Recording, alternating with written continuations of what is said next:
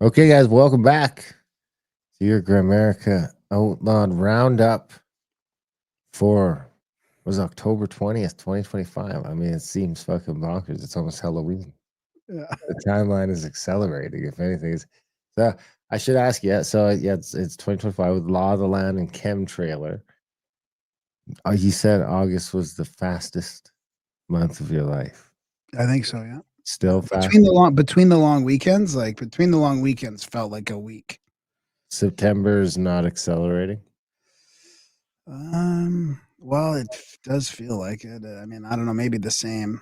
September, October have been fast as well, but I kind of expect, well, maybe it's because I don't really care if they're as fast, but August, because of summer, I always want August to drag.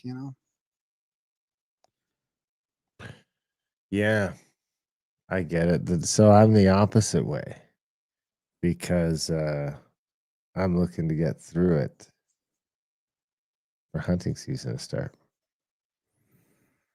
So there you have it. Yeah. Maybe it's my fault that your August went by quick. Yeah, exactly. Sorry, buddy. Anyway, what's new? What do you got? We got I mean it's been cold here. It's fall proper is settling in for sure. Below zero. Some ice, seen some ice out on the pond. Well, I had a little bit of a heavy snow, but not a lot of snow, but it came a little bit, but it was very wet and heavy, and a bunch of trees went down. The power lines got broken next door. It felt sad in a way. The trees, like the one first little tiny snowfall, and the trees big branches broke off. Like a branch probably this big broke off our tree just from a tiny little bit of snow. It gives you from your tree, Yeah. gives you some more respect for the trees that make it out there in Saskatchewan. It's a hard go. They get blown around a lot here. It's windy. It's brutal. I think the thing is though, they're not used to that wet snow. Yeah, that's what it is. Yeah. Yeah, they're Yeah, not. No. not So speaking of climate and snow, I don't know what's happened to my X feed, but I did this experiment where I went on to the trending tabs there, the trending tabs, and I clicked on each of those and I kind of scrolled by. I liked a few things. Like I think it was late last night or something, or yesterday. And then today, my feed is full of climate change. A bunch of people just pushing climate change. I don't like anything ever, almost as a rule. What does that mean? I don't know. Oh, you don't like anything ever? Okay, yeah. It's Yeah, I really mean, hard to it's get a just like out of me, except maybe on Facebook, or something where it's some pictures of someone's yeah, kids and my I like kid. a lot. Yeah, I like a lot. As a Yeah, I rule, know. I like almost everything that I see from people I like. Interesting. Yeah. Yeah, I don't like anything ever. I try to avoid it. We're so opposite. So my algo is We're just so opposite. completely based on what I pause and watch on and stuff like that. Ian Thorian says, "I get my kid gets likes from you." Yeah, is that the same on Instagram as X too for you, or I don't like anything anywhere really? Oh, unless that's it's like hilarious. somebody, unless it's I do like some stuff on Facebook or maybe some stuff on Instagram, but usually only if it's like, somebody I know, like one of my buddies posts a picture, I'll probably like it. If you post something, I'll like that. Yeah, that's a business decision. Yeah. And the wife pictures, all that kind of stuff. Family members, people I know like this stuff, but nothing that will like fuck with my algo. I got my algo in a good place right now. Yeah, but I didn't that the climate change stuff isn't from me liking that. It's not. Now it's in your algo. It's So scrolling, dude, it's unbelievable scrolling through it. And then you know what else? I mean, of course, this other stuff that I'm gonna talk about a little bit on the show here, that City of Richmond letter. Like, I mean, I don't know how the algo seems to think you wanna see, like, a million copies of the same picture of a letter. Like, don't you think you've well, sent me that's this not enough? the algo. That's the machine. What? The machine wants, I mean, it can't cram it down your face from Wall Street Cronkite anymore. It just can't. It used to be able to just like send that letter to like five people and be like, here's what we're running with, right? And then that'd be all over the evening news and Graham would get to see the letter someplace or be in What's the it newspapers. But now No one's consuming any of that shit anymore. So the only alternative is to make sure that it's plastered all over all of the social media everywhere. And by design, this is sort of that fake viral shit that you're talking about all the time. Our stuff ain't doing that.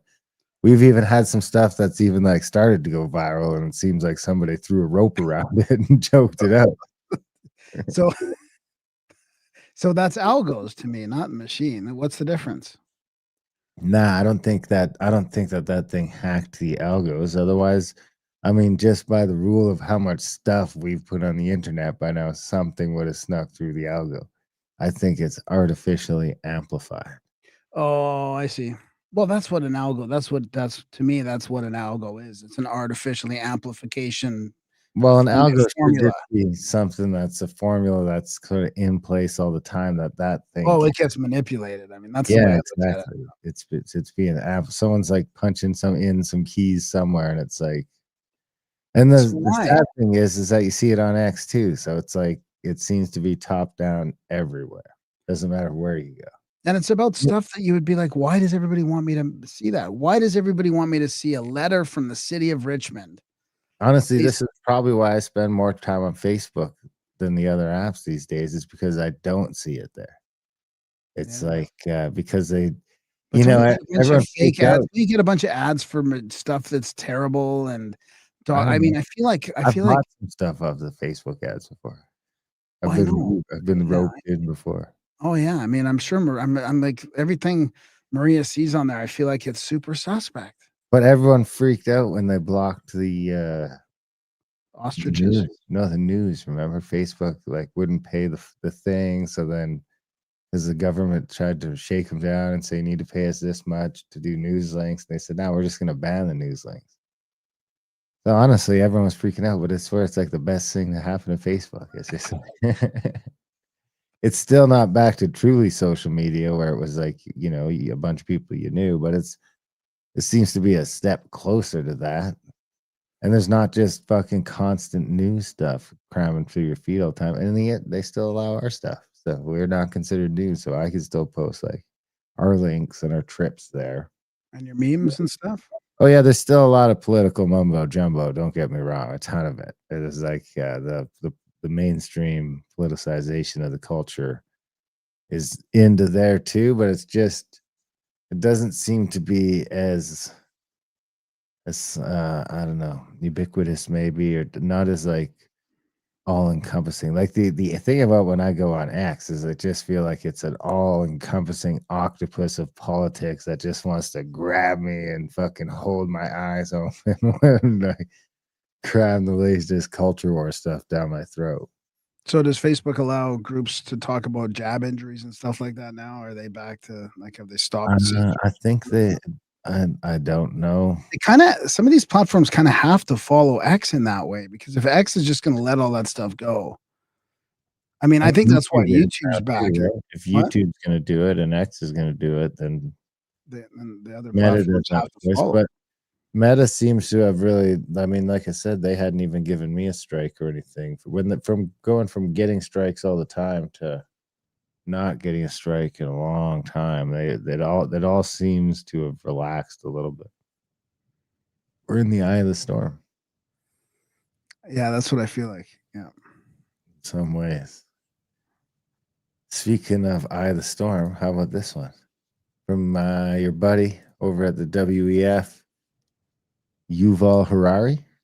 Oh, I got this clip too. I'll put that away then. Put that away. He says science is not about the truth, it's about power. He says those who own the data own the future.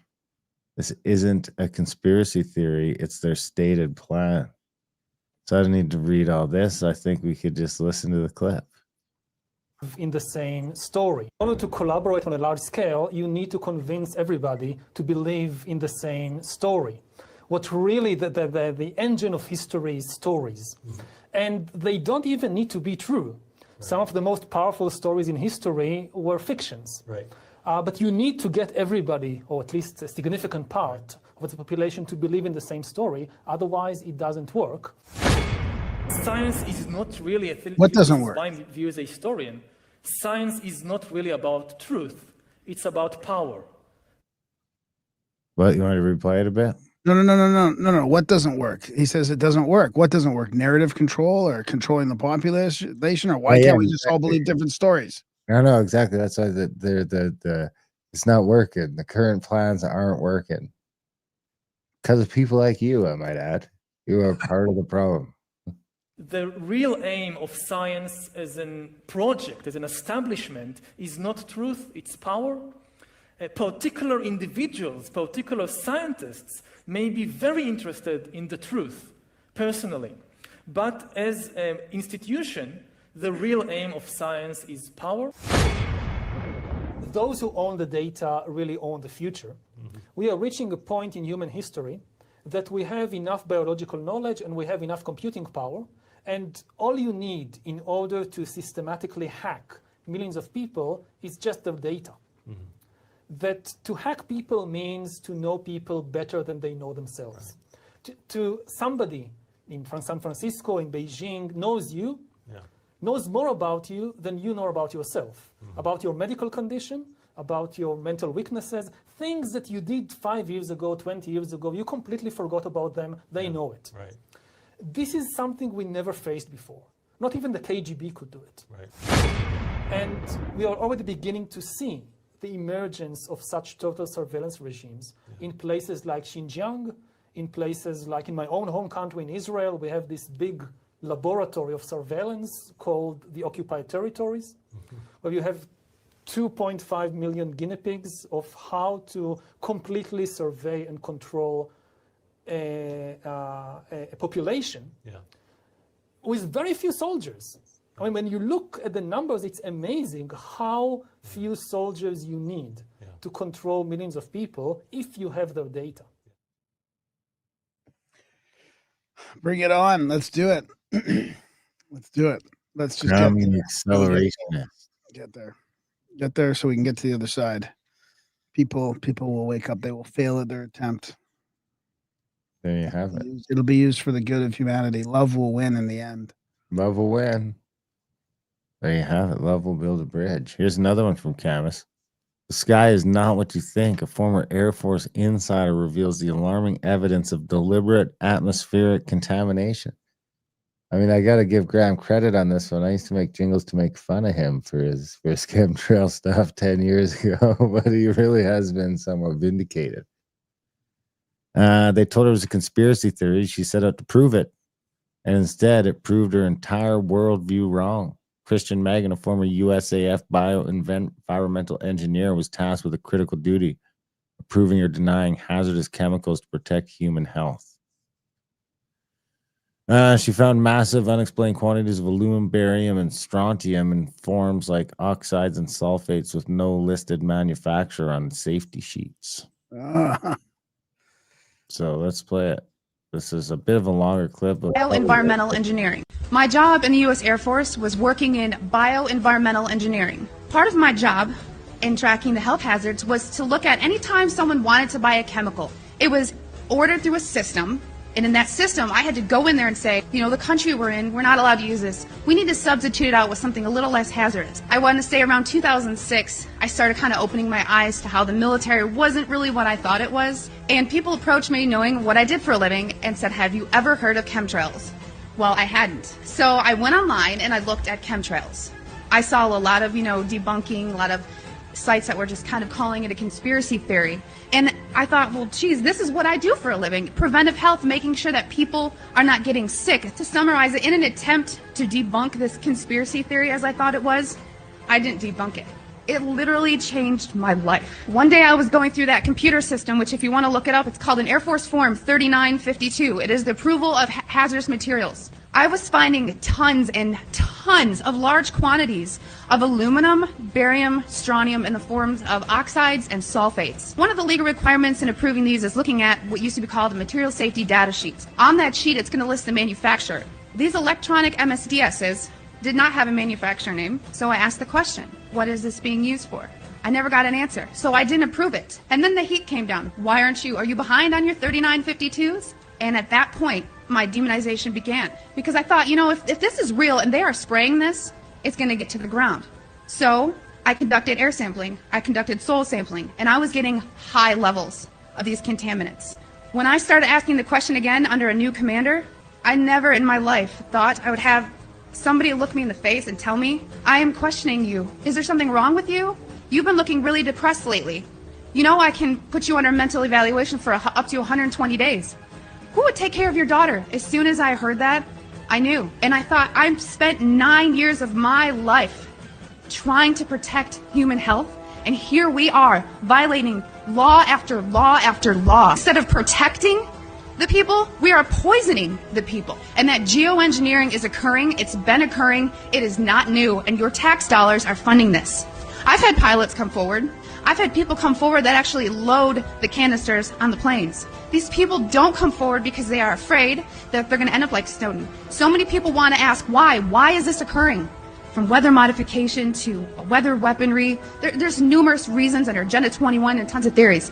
So I just want everyone to know and understand that of all things, of all the freedoms that we are losing, geoengineering is the #1 issue that we are facing, because you can have guns and money and you can have everything. If you don't have food and water and you are dying of respiratory or neurological illnesses, what does it matter?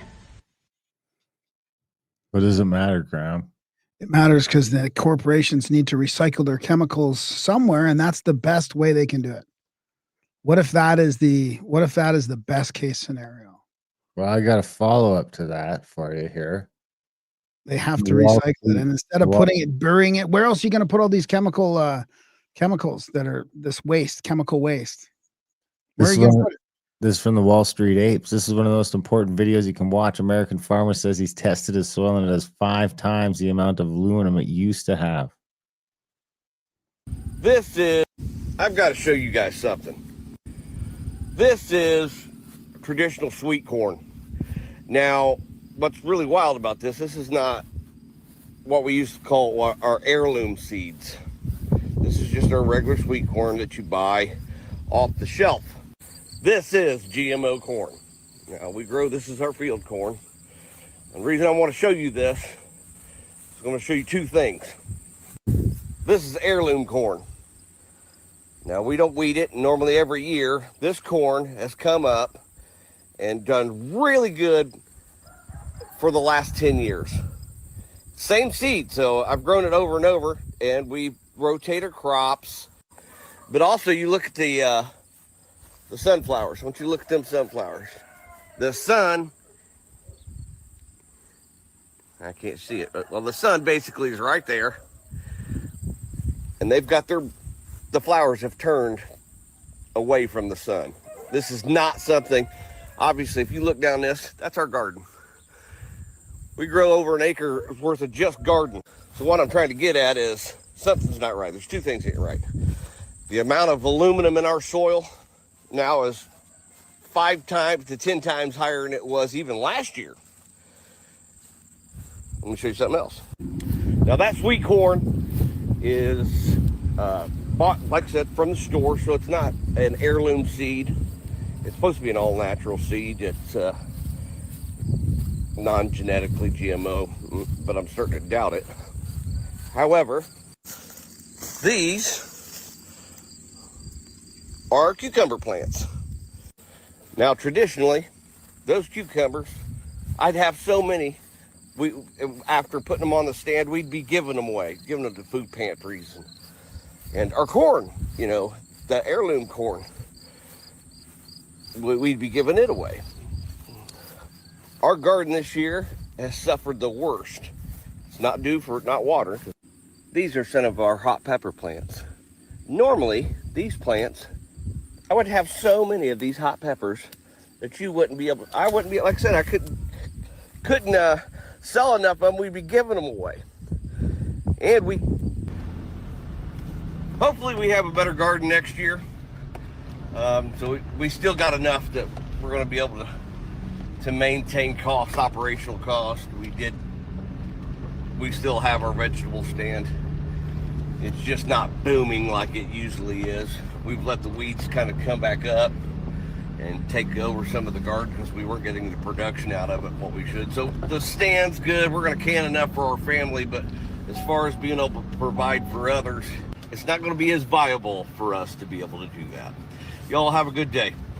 So he didn't really get into any speculation on why the aluminum is 5 times. It kind of seemed like a little side. Well, I think it's sort of unrelated. It's like just an unrelated clip. That's why I sort of think it's sort of neat, because he's not related to those chemtrail guys. This is just a random farmer complaining about too much aluminum in his field somehow. And where could that be coming from? But you see the GMO stuff was growing fine. Yeah. Interesting, right? Yeah. So I just thought that was interesting because it was a different one. It was a completely different. Yeah, it was good. Yeah. Anyway, you want to take a turn? Yeah. Let's get into this land, the law of the land. Actually, wait. Let me do one more before you do that. Let me do one more. All right. I got to see if you seen this one year or yet before it gets too serious around here. Yeah. Did you see the nature documentary crew filmed a mysterious humanoid figure running with caribou? Yeah, I don't see that that's a humanoid. I just This little thing here. Yeah, I don't know. Could have just been like yeah,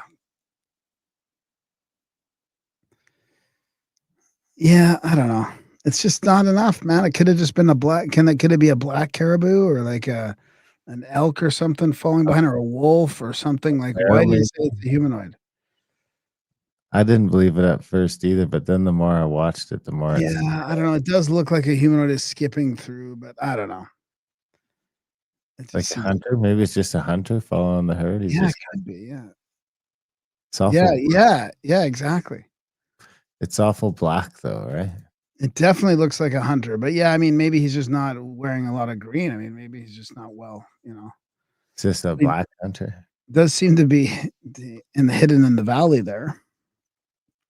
Interesting, eh? So you did see that one already? I thought I might surprise you with that one. Yeah, no, I saw that. All right. Not gonna pull one over on me when it comes to Bigfoot. You think I wasn't thinking Bigfoot. It seems more like a shadow person or something. No, I was thinking Bigfoot for sure. Well, what do you think? So have you seen this thing going around the city of Richmond?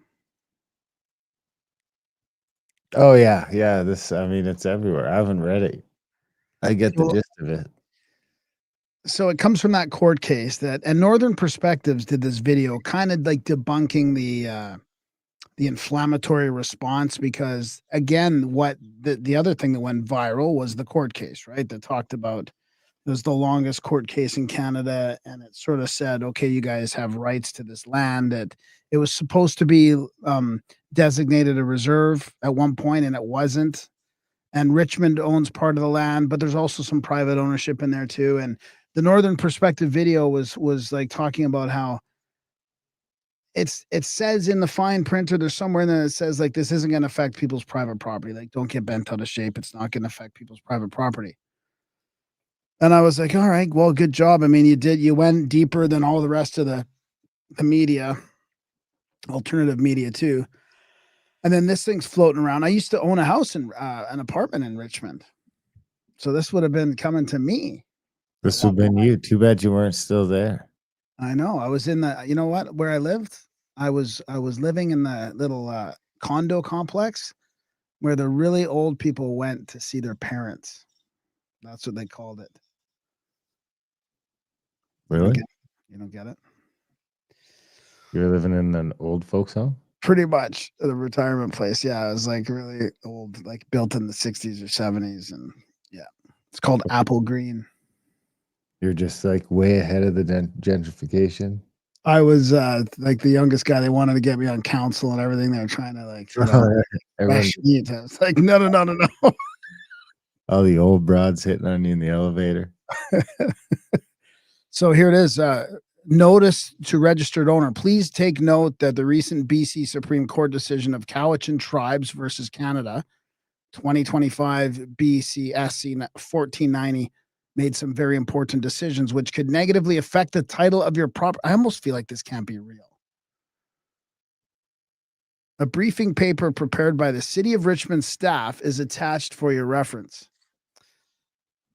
If you look at the, hang on a sec. Zeus, come on, buddy. Zeus. If you look at the draft map attached to the briefing, your property is located within the claim area outlined in green. For those whose property is in the area outlined in black, the court has declared aboriginal title to your property, which may compromise the status and validity of the ownership. This was mandated without any prior notice to the landowners. The entire area outlined in gray is claimed on appeal by the Cowichan First Nations. Given the serious implications of this court decision and the pending appeal, the city is hosting a information session October 28th, blah, blah, blah. We don't have to get into all that. Please phone us or email us to confirm your attendance. So I guess that's to a pretty specific area. I guess you have to be, to get that letter, you got to be in that area.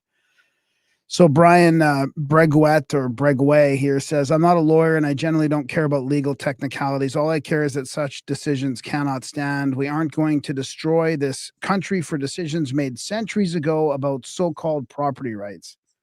So I support whatever it takes to eliminate this problem. If that means modifying the Constitution, then so be it. Let's reopen it and save this country. But this is an existential threat to this country. So we need to be ready to do whatever it takes. That's pretty harsh, Brian. Well, to be clear, it's an existential threat to British Columbia. Weird contradiction in liberal theory. This is the post from Sulla that I copied here. In liberal legal theory is that this is a really good point. Squatters are entitled to your property after being there for 30 days, but you have to give up what you rightfully paid for because 200 years ago, someone allegedly stole it. I mean, that's a good point. So, and then Marty up north here says, imagine getting this letter from your town. The court has declared aboriginal title to your property. Oh, I'm not sharing that. So let me share that. Fee simple, obliterated. Let me just see It's here. a BC problem, though. We're not talking Canada mansions, golf courses, blueberry farms, and more. Your absolute deed, now just a shitty IOU to treaty ghosts. The city and province are screaming appeal, but good luck with that. The courts are compromised. Welcome to the reconciliation roulette, where woke judges flip your hard-earned mansion over to the Indians, who then turn it into an Airbnb or a casino. Who's next? Calgary? Won't be Calgary. Won't be Calgary? Well, Calgary's treated. This is the problem with BC is it's all this, they never just dealt with it.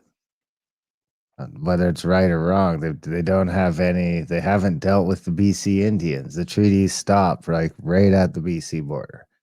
The Alberta Indians could jump up and scream and say this or that, but they'll just be like, hey man, you sign the paper that says shut the fuck up, basically. At the end of the day, you can fish, you can hunt, but you ain't getting the fucking land. That's what who's going to say that? Everything east of... Well, that's basically what all the treaties say, right? That's basically... But then the treaties also give the Indian Act, so the two come intertwined. That's why, ideally the Indian Act. But they have these documents that basically give them the rights to the land everywhere up to the BC border, and then none of the BC. Now I might be wrong about some of it, but my understanding is all of it, if not all of it, definitely most of BC was never treated or ceded or dealt with. They just, they've just been ignoring it through one thing after another when it was made clear that there was a problem. All of this like Twiknuk or whatever, all that stuff with the pipelines a few years ago, all this stuff is going on because they haven't dealt with that problem.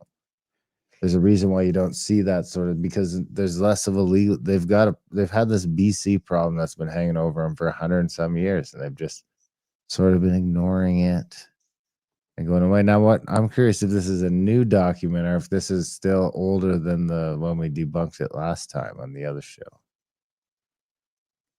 That letter from Richmond? Yeah. Because whenever we went through the court ruling, and unless there's been a new court ruling, it said that private property was explicitly removed from the thing. It was only going after public land. Yeah, that's why it's weird that letter came out right after that. Yeah.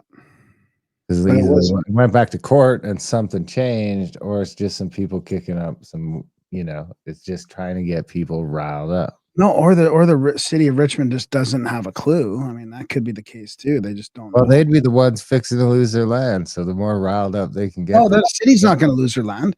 The Yeah, city of Richmond's not going to lose their land. They've got it. I think a bunch of it down on the river was designated as city land, and some Yeah, of it it is. Yeah. public land, and they were losing that. I don't think so. I don't have the map handy anymore. Yeah, I don't want Point to to search say it for it. was all none of it was private. The one we read anyway said no private property.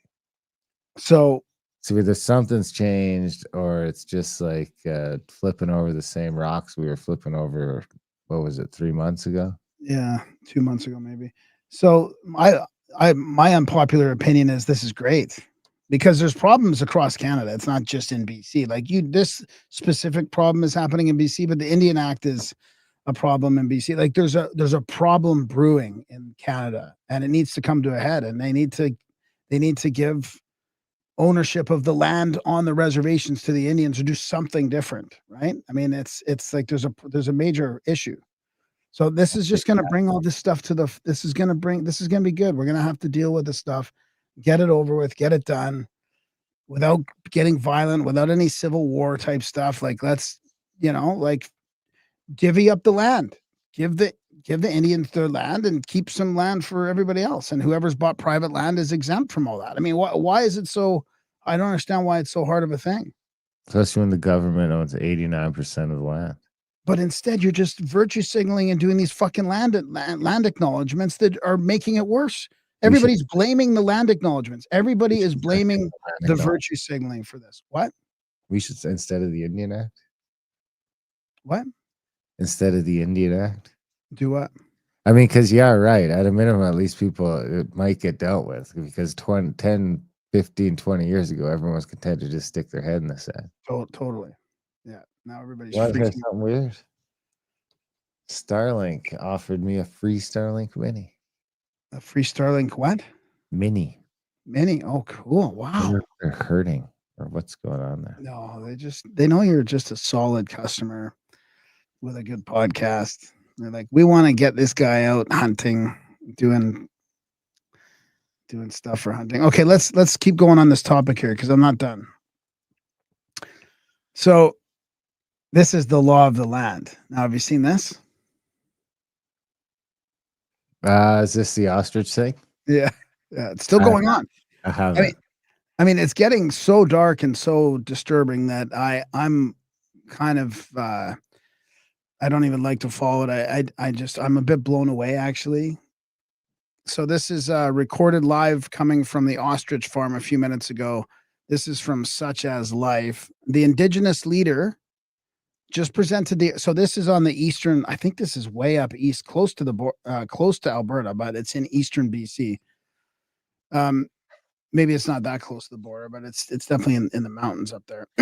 Just presented the RCMP liaison notification that they and the CFIA, that's the Canadian Food and Inspection Agency, are trespassing on their land and they are to leave. So here we go. So we have these farms.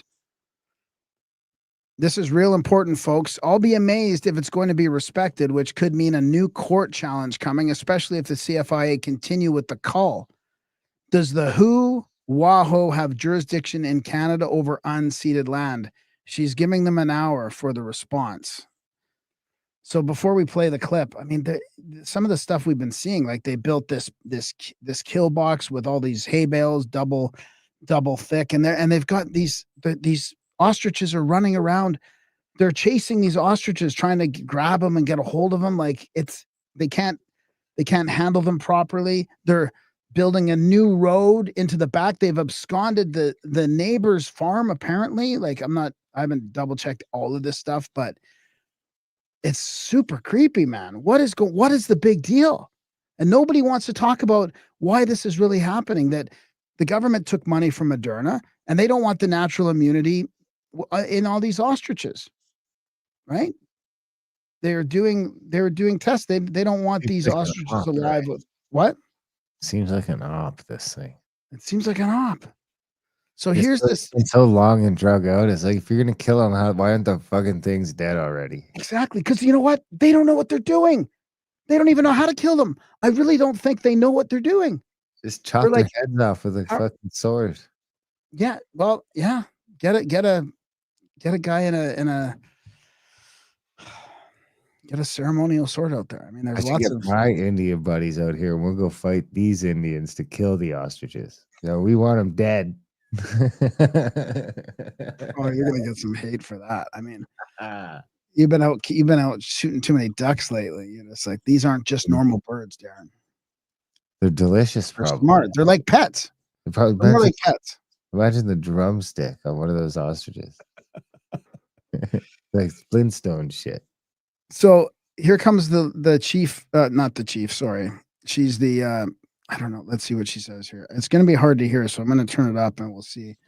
I'll try to Darren can translate. Okay, thanks. I can't translate.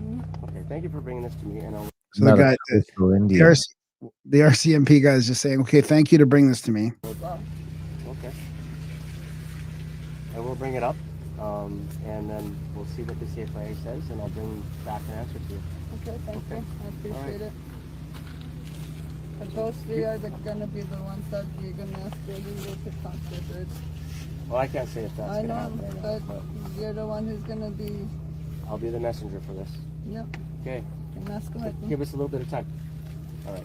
You've already been given enough time, So he says, give us a bit of time, and she's like, you've already been given enough time, buddy. so whatever. Time's up, buddy. This is new to me. Yeah, So, all it's right. gonna be new, but it's the law, because you're only policy enforcers. The law of the land. Here, I'm here to enforce the law of the land. I'm the She's here to enforce the law of the land. law, because you're only policy enforcers. Here, I'm here to enforce the law of the land. I'm the steward of that law. All right. I'll bring it up. How to You make the ask them. decisions, right? I know. Okay. Well, you know what? I'm only here to serve the law naturally, and it comes natural. There's nothing. It's not a threat either. It's a promise. Okay.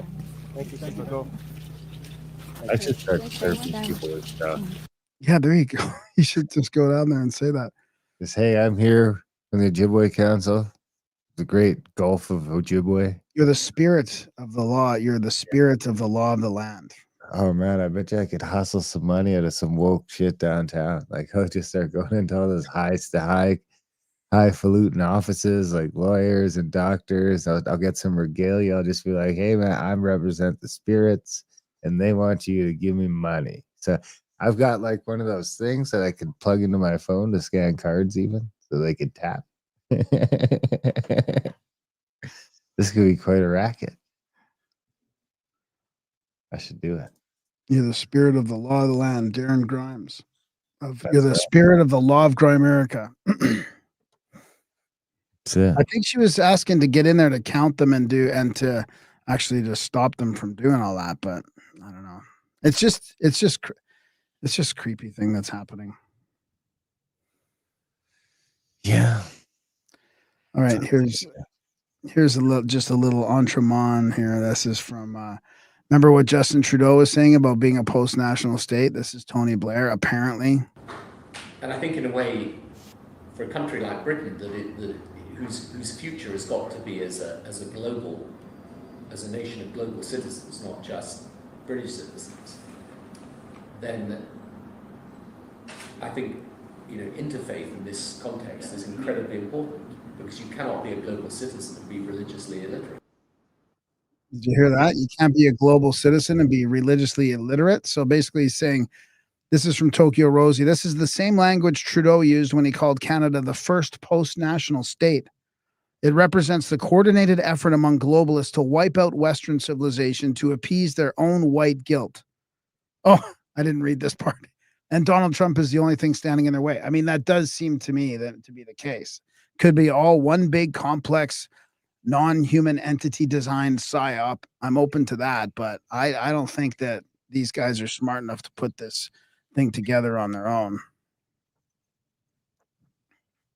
Did you hear any of that? Did I play it? No. I didn't play the clip. Did you not hear the clip? No.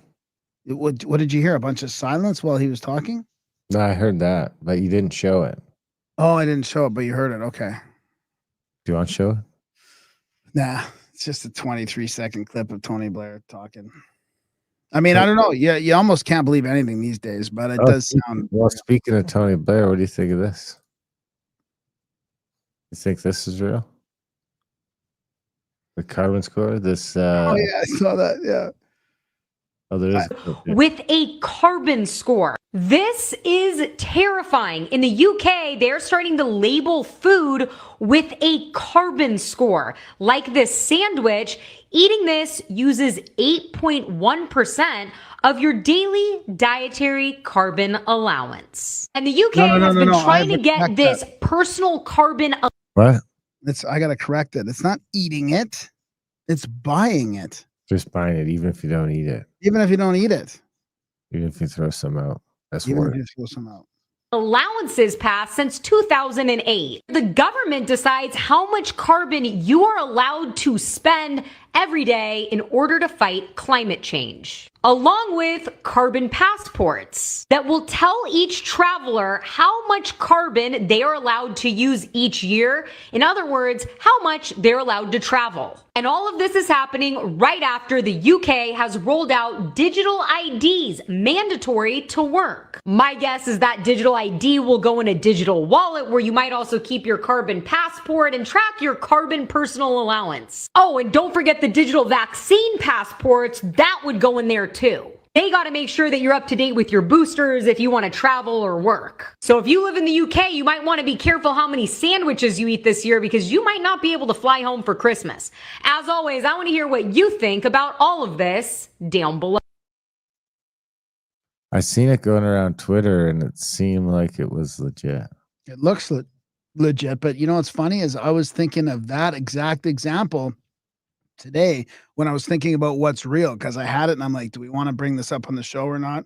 And I thought, I don't even know if it's real. It looks real, but maybe it's just a fake thing. And I was like, we could make our own labels for food and just have carbon footprints and just trick everybody. I mean, it's like we're almost at that point where there's just no point in seeing anything. It's just going to all be about personal relationships and doing things in person, because nothing will be believed online. It's coming soon. I mean, there'll be a percentage of people that believe, like the ones that went out for the Trump rally, like, you know, the people that are watching CBC, basically, that No Kings rally, you know, I mean, it's like a bunch of white boomers. It's unbelievable. I don't know if you saw any of that. They can't even answer questions of what they're out there doing. It's just sad. This is where we're at. Meanwhile, Carney actually swore his allegiance to a king. He literally swore like, I know it's all just fluff and it's all just for show. Like, oh, it's just ceremonial, right? We don't really have a king in Canada, but he swore allegiance to the king. So you're just gonna just take that as just, that's just all fluff. You can swear allegiance and just not follow through doing what the king wants you to do at some point. You call him the king of Canada. He called him the king of Canada. No more kings. No more kings. Except for that one. That one's cool. Meanwhile, in BC, let's stay in Canada here. I'm just going to get rid of this. I've got some jab stuff for the second half, but this is interesting.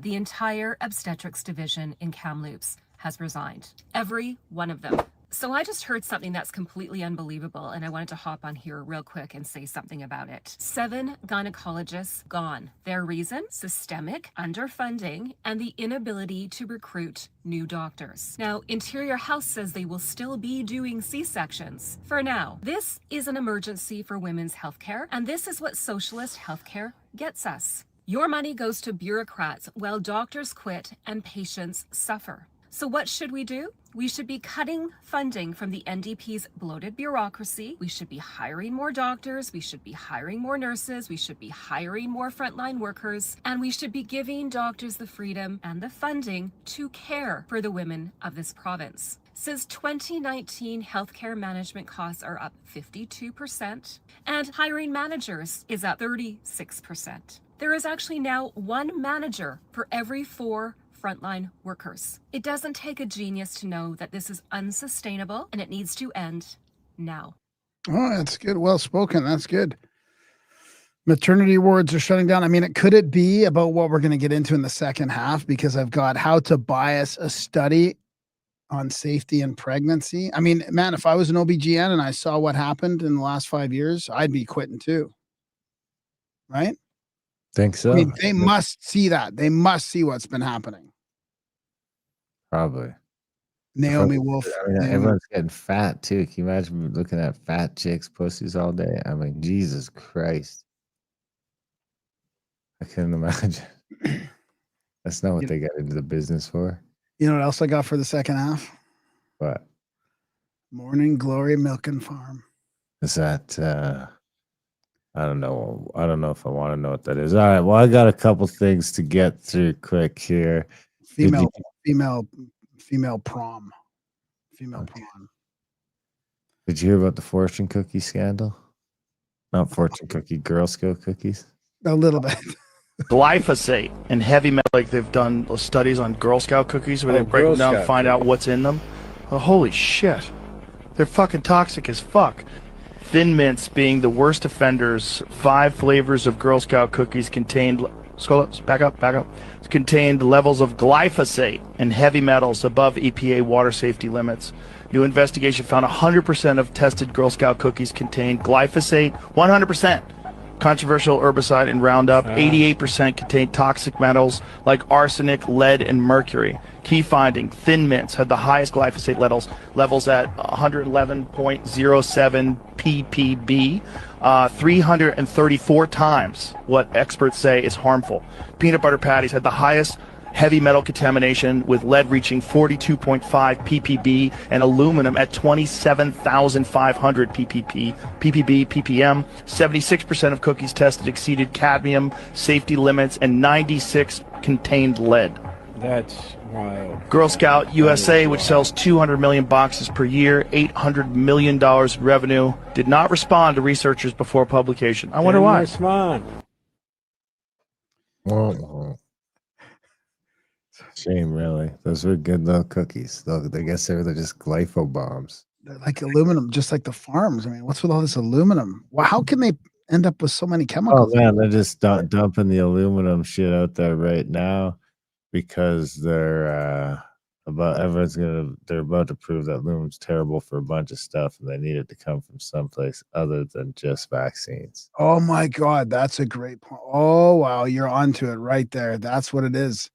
It's the Girl Guide cookies that are giving people autism. Chemtrails, it's a Girl Guide cookies, it's fucking anything, buddy. Anything but the childhood schedule. All right, let's finish with this one. Your buddy, Bill Gates. Oops. Let me share this here.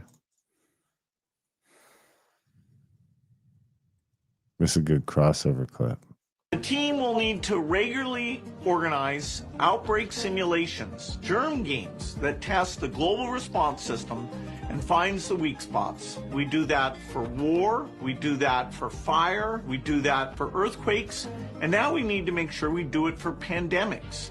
This team would keep their skills fresh, helping get rid of polio, get rid of malaria, get rid of measles and other infectious diseases. So they'll have immense value even in the years where we don't have a pandemic threat. I think it's a critical step to build this germ team, making sure we're ready for the next pandemic. The team will need to regularly... The germ team. Did you notice the little logo up in the top? White hats, yeah. White hats. Yeah, oh my God. Well, that's something. Well, did you see about the Canada debanking? I mean, maybe I should have. Let's just quickly talk about this quickly here. So, oops, I posted that in the wrong spot. God damn it. CTV News. Here's why you could be debanked by your financial institution. I mean, I should have read this article prior to this. Criticizing the government, debanked, not surrendering firearms, debanked, refusing to take injections, debanked, refused digital IDs, CBDCs, and a Chinese-style credit system. Social credit system, debanked. Of course, this is all far-right conspiracy theory until it isn't. And then Matt Alexander says, expect lots of people to be debanked shortly in Canada. The media is warming up to it. The media is warming us up to it. Wow, interesting. Generally, banks do not need to tell you why they debank you. Normally, they provide 30 days notice. Sometimes they provide none. Prepare accordingly.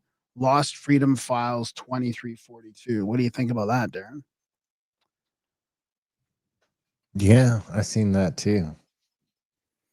I don't know if it's a preparation or just still. Because everyone's still freaking out about that chick that got debanked. Well, no, it's the CTV. Like the CTV is actually talking about it a few days ago on their article. So we could use a far right. Could use a far right. Far right. We could use a proper far right. We don't even have a right in Canada. I mean, our right is not even right of center, I don't think. I don't know. I know some pretty right people. I mean, maybe Pierre not. Well, it's very, very Maybe few. not I a- mean, Pierre maybe seems not to a be government. controlled up at this point. I mean, people are calling out Pierre lately, and it's like, yeah, it's really seeming like the whole conservative movement is just to take everybody that maybe has a chance of making a difference and just shoving them all into this controlled op. I mean, this is where a controlled op to me makes the most sense. Besides all the other like online new media controlled ops, this seems to be The politics. the right wing in Canada. Yeah, They've always been.